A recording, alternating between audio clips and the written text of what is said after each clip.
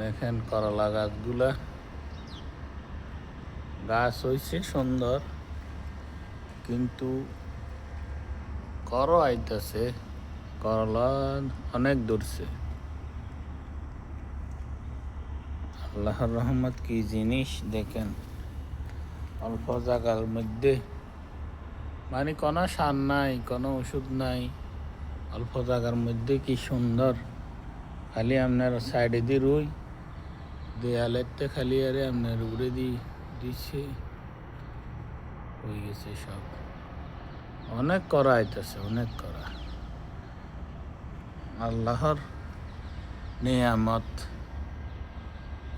আল্লাহর নিয়ামতকে অস্বীকার করতে পারবেন? অল্প জায়গার মধ্যে আপনার দৌড়ি হুড়ি যাইতেছে। আল্লাহ চাইলে আপনাকে